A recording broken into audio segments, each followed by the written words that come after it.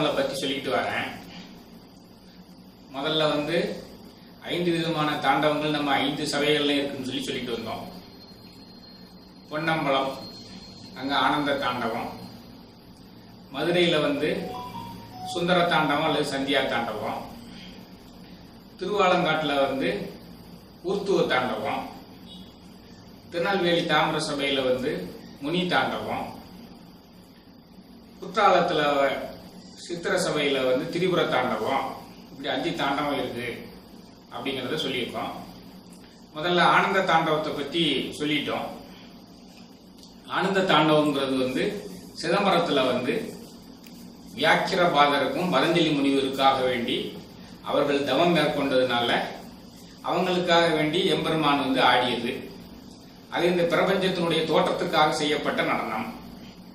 அப்படின்னா சுந்தர தாண்டவம்னா என்ன, மதுரையில ஏன் அவரு தாண்டவம் புரிகிறாரு அப்படிங்கிறது தான் இன்னைக்குள்ள விஷயம். மதுரைனாலே உங்களுக்கு எல்லாத்துக்கும் ஞாபகம் வரக்கூடியது என்னது? மீனாட்சி சுந்தரேஸ்வரர் கல்யாணம், திருக்கல்யாணம். அந்த மீனாட்சி சுந்தரேஸ்வரர் கல்யாணத்துக்காக வேண்டி எல்லாருமே, தேவர்கள் அனைவரும், மகரிஷிகள் அனைவரும், முனிவர்கள் அனைவரும், பிறகு எல்லா விதமான மூவுலகங்கள் உள்ளவங்க பூராமே மதுரையில கூடியிருக்காங்க. மீனாட்சி சுந்தரேஸ்வரர் கல்யாணம் நல்ல முறையில் நடந்து முடிஞ்சிருச்சு. கல்யாணம்னா என்ன? சாப்பாடு தானே. சாப்பாடு பரிமாறுறாங்க திருமண வீட்டார், எல்லாரும் சாப்பிடுறாங்க. இந்த பதஞ்சலி முனிவரும் வியாக்கிரபாதர் முனிவரும் சாப்பிட மாட்டேங்காங்க. கல்யாண வீட்டுக்கு வந்தவங்களை பூராமே சாப்பிட வச்சு அனுப்புறது தான் பாரம்பரியம், நம்ம மரபு. இவங்க 2 பேரையும் சாப்பிடுங்க சாப்பிடுங்க, இவங்க சாப்பிட முடியாது. ஏன் சாப்பிட முடியாதுங்க அப்படின்னு கேட்டா, நாங்க சிதம்பரத்துல வழக்கம் போல சிவபெருமானுடைய ஆனந்த தாண்டவத்தை பார்த்துட்டு தான் சாப்பிடுவோம். இன்னைக்கு அதுக்கு வழி இல்லாம இருக்கிறதுனால சாப்பிட முடியாது, எங்க விரதத்தை விட முடியாது அப்படிங்காங்க. அப்ப எல்லாரும் சிவன்கிட்ட வேண்டுறாங்க, இந்த மாதிரி 2 பேர் சாப்பிட மாட்டேன்னு அடம் பிடிக்கிறாங்க, அதுக்காக நீங்க ஒரு தடவை ரீடு போடக்கூடாதா, சிதம்பரத்துல ஆடின ஆட்டத்தையே இங்க கொஞ்சம் ஆடி காமிங்க, அவங்களை சாப்பிட வைக்கணும் அப்படிங்காங்க. அந்த முனிவர்களுக்காகத்தான் ஏற்கனவே சிதம்பரத்துலயும் நான் ஆடினேன், இங்கேயும் சரி ஆடுறேன் அவங்களுக்காக வேண்டின்னு சொல்லி அந்த மீனாட்சி சுந்தரேஸ்வரர் கல்யாண வைபவத்துல சிவன் பழையபடியும் ஒரு ஆனந்த தாண்டவம் ஆடுறார். அதான் சுந்தர ஆனந்த தாண்டவம் அல்லது சந்தியா தாண்டவம் இருக்குங்க. மதுரையில இந்த மாதிரி ஒரு தாண்டவம் நிகழ்த்தியிருக்காரு இந்த பதஞ்சலி முனிவருக்கும் வியாக்கிரபாதருக்கும். சரி, மற்ற அம்பலங்கள்ல உள்ளதுக்கும் இந்த மதுரை அம்பலங்களுக்கும் உள்ள வித்தியாசம் என்ன? இப்ப வழக்கம் போலதான் ஆனந்த தாண்டவம் ஆடி அவங்கள சாப்பிட வச்சுட்டாரு. பட் நீங்க மீனாட்சி அம்மன் கோயிலுக்கு போய் பார்த்தீங்கன்னா எல்லா கோயிலையும் உள்ள நடராஜர் வலது கால ஊனி இடது கால தூக்கின மாதிரி இருப்பாரு. நீங்க இந்த மீனாட்சி அம்மன் கோயில் உள்ள மகாமண்டபத்துல பாத்தீங்கன்னா மாத்தி இருக்கும், இடது கால ஊண்டி வலது கால தூக்கி இருப்பார். அது ஏன் அப்படின்னா, அந்த பிற்காலத்துல ராஜசேகர பாண்டியன் ஒருத்தன் மதுரை மன்னனா இருந்தான். ராஜசேகர பாண்டியன் ஒருத்தன் மதுரை மன்னனா இருந்தான். அவன் ரொம்ப கலை ஞானி. 63 கலைகள்ல 64 கலைகள்ல 63 கலைகள்ல ஐயந்திரி வர கட்டு தேர்ந்துட்டான். அந்த 63 கலைகள்ல அவனுக்கு என்ன கட்டாலும் சரி அவனை யாரும் ஜெயிக்க முடியாத மாதிரி இருந்தான். இந்த 64வது கலையான பரத கலையை அவனால படிக்க முடியவில்லை. இந்த ஒரு கலையையும் படித்தாதான் நம்ம முற்றிலும் உள்ள ஞானியாக இருக்க முடியும், கலை ஞானியாக இருக்க முடியும்னு சொல்லி அதுக்கு ஒரு குருவை வரவழைச்சு இந்த பரத கலையை பயில ஆரம்பிச்சான். முதல் நாள் பயிற்சி, முதல் நாள் முழுவதும் குரு சொன்னபடி எல்லாம் ஆடினார். ஆடி முடிச்சுட்டு வீட்டுக்கு அரண்மனைக்கு வந்தாங்கன்னா ஒரே கால்வலின்னா வலி தாங்க முடியாத கால்வலி. அப்ப சிந்திக்கிறான், நம்ம ஒரு நாள் ஆடினதுக்கே இவ்வளவு கால்வலி வலிக்குதே, இந்த உலகத்தை காப்பாத்துறதுக்காக வேண்டி, உலகத்தை தோற்றுவிக்கிறதுக்காக வேண்டி எம்பெருமான் தினந்தோறும் ஆடிக்கிட்டு இருக்காரு. அப்ப அவருக்கு எவ்வளவு கால் வலிக்கும்? அப்ப அவர் காலை மாத்தி தான் ஆடினான்னு கால்வலி கொஞ்சம் குறையுமே அப்படின்னு சொல்லி நேரடியா சிவன் கோயில்ல போய் சிவன் முன்னால நின்று, இந்த நடராஜர் முன்னால நின்று, ஐயா உங்க காலை கொஞ்சம் எனக்காக மாத்தி ஆடணும் அப்படின்னு மனமுருக வேண்டுறான். வேண்டுறாரு வேண்டிக்கிட்டே இருக்காரு. சிவபெருமான் வந்து அவ்வளவு ஈஸியா செய்வாரா? ஒரு அலைகளா விளையாட்டுடையார் அல்லவா? அவர் கம்முன்னு அவர் பாட்டுக்கு இருக்கார், காலம் மாத்தல. அதுக்கு பிறகு ஒரு கத்தியை எடுத்து அவர் தன் முன்னால ஊனி, இந்த நடராஜருக்கும் இவருக்கும் இடையில ஊனி, நீ காலை மாத்தி ஆடலைன்னா நான் இதுல கத்தியில விழுந்து உயிரை விட்டுருவேன் அப்படின்னு சொல்லி கண்ணை மூடி தியானம் பண்றாரு. முடிச்சு பார்த்தாருன்னா அவர் காலை மாத்தி ஊனி இருக்கிறாரு, இடது காலை ஊனி வலது காலை தூக்கி இருக்கிறாரு.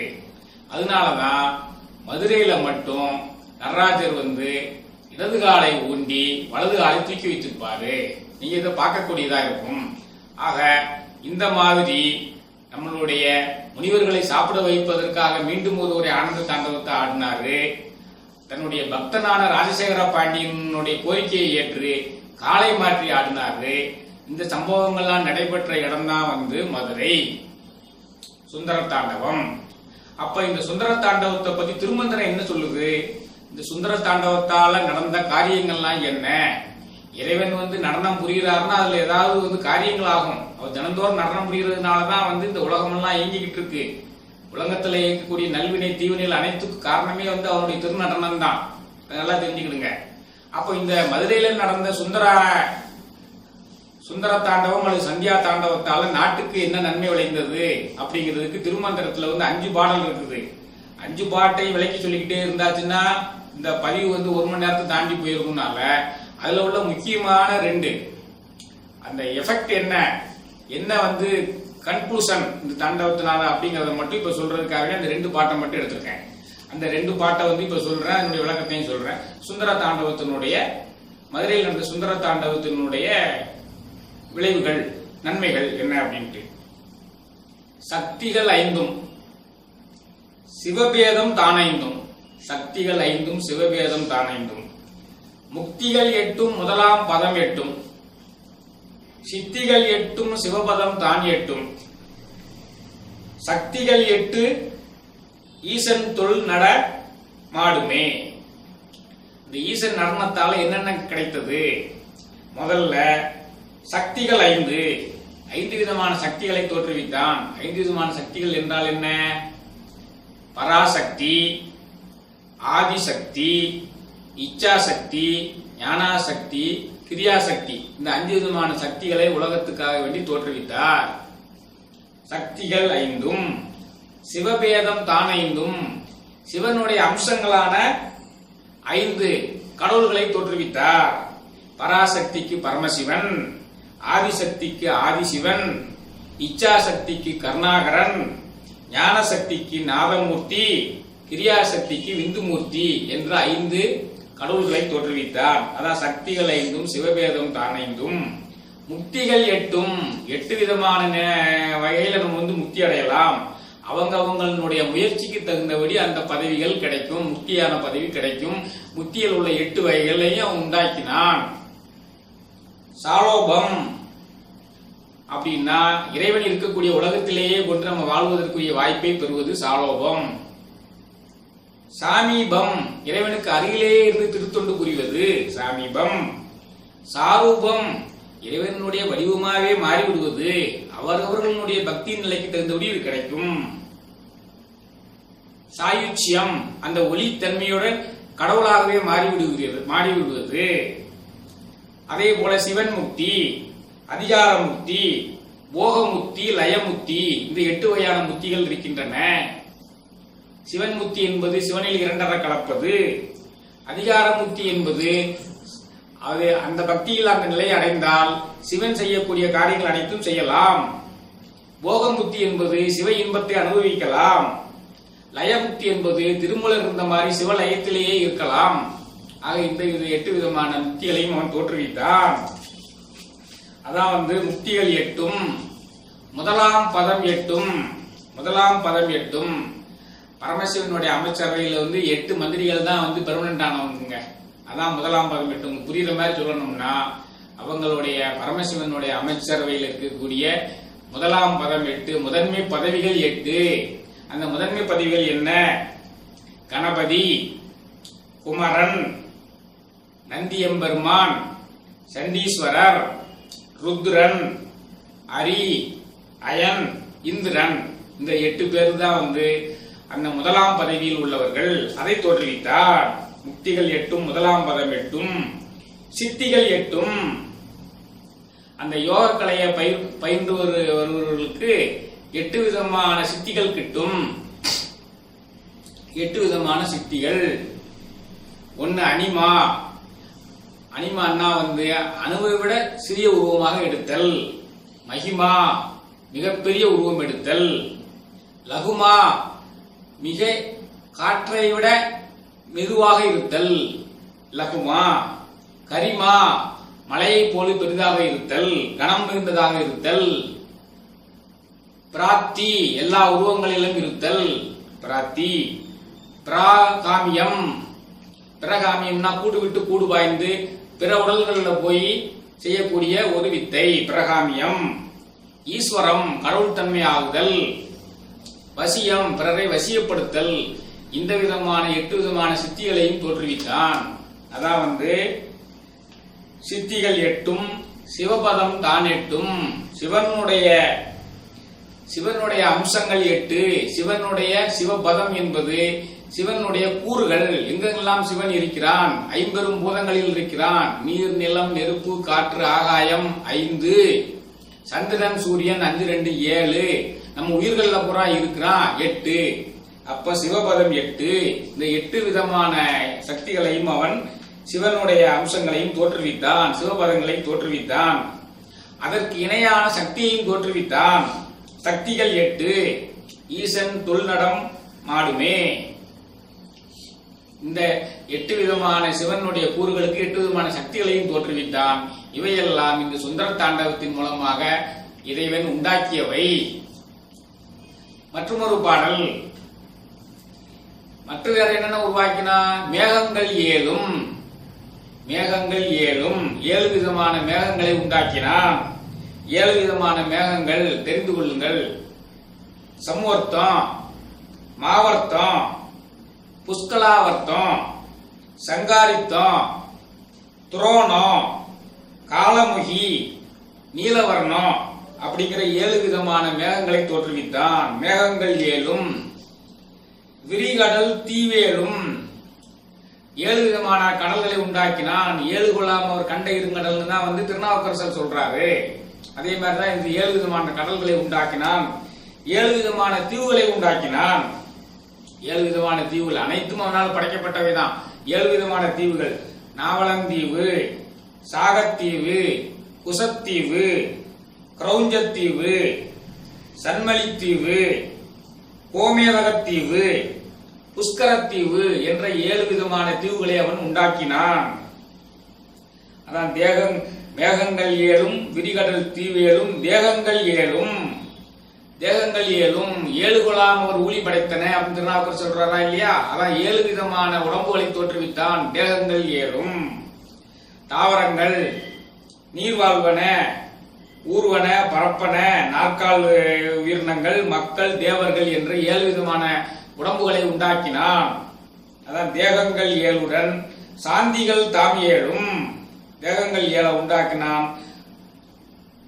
தாகங்கள் 7உடன் சாந்திகள் தாம் 7 விதமான சாந்தங்களை உண்டாக்கினான். 7 விதமான சாந்தங்கள். 50 பூதங்கள், நம்ம 5 பொறிகள் இருக்கு இல்லையா உடம்புல, 50 பூதங்களுக்கு இணையான 5 பொறிகள்.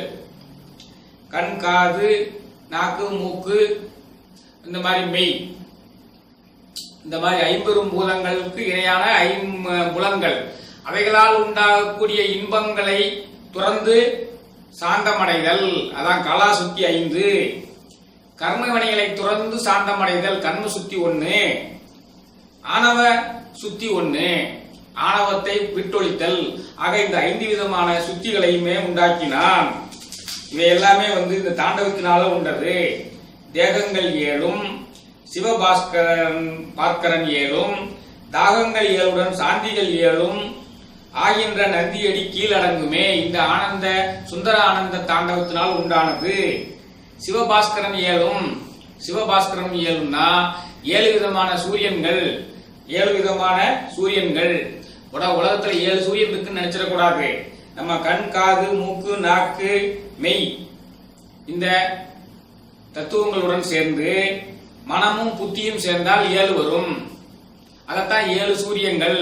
நம்மளுடைய ஆணவம், கண்மம், மாயை இந்த மூன்றையும் சுத்தப்படுத்துவதற்காக வேண்டி உடம்புக்குள்ளே உள்ள சூரியன்கள் 7. வெளியே உள்ள சூரியன் நினைச்சுக்கிட கூடாது. புரியுதா? 5 புலன்களும் 5 சூரியன்கள், அதனுடன் சேர்ந்து மனமும் புத்தியும் சேர்ந்தது 7 சூரியன்கள். ஆக இவையெல்லாம் அவனால் படைக்கப்பட்டன. மேகங்கள் 7, விரிகடல் தீவு 7, தேகங்கள் 7, சிவபாஸ்கரன் 7, தாகங்கள் 7உடன் சாந்திகள் தாம் 7 ஆகின்ற நந்தியடிக்கில் அடங்குமே. தாகங்கள் 7 சொல்ல வேண்டியிருக்கு. தாகங்கள்னா வெப்பம். 7 விதமான அக்னிகளை அவன் உண்டாக்கி இருக்கிறான். 7 விதமான அக்னிகள் இருக்கிறது. இவையெல்லாம் இந்த தாண்டவத்தினால் உண்டானது. ஆக மதுரையில் நடந்த சுந்தர தாண்டவம் என்பது மீண்டும் பதஞ்சலியும் வியாக்கிர பாதரையும் சாப்பிட வைப்பதற்காக ஆடப்பட்டது. பிறகு ராஜசேகர பாண்டியன் என்ற பாண்டிய மன்னனுடைய வேண்டுகோளை ஏற்று கால்மாறி ஆடினது. இந்த கால்மாறி ஆடினதனால் உலகத்தில் என்னென்ன இதெல்லாம் தோற்றுவிக்கப்பட்டன என்பதையும் திருமந்திர பாடல்கள் மூலமாக விளக்குகின்றது. இதையெல்லாம் நாம் தெரிந்து கொண்டால்தான் சிவனுடைய தாண்டவத்தினால் தான் இந்த உலகம் இயங்குகிறது என்பதையும், உலகமே அவன் அசைந்தால்தான் அசையும் என்பதையும், அனைத்துமே அவனால் தான் தோற்றுவிக்கப்பட்டது என்பதையும், எல்லா விதமான உயிர்களிலும் அவனே கைநடம் புரிகின்றான், ஆனந்த தாண்டவம் புரிகின்றான் என்பதை நாம் அறிய முடியும் என்ற விவரத்தை சொல்லி இந்த உரையை நிறைவு செய்து கொள்கிறேன். நன்றி, வணக்கம்.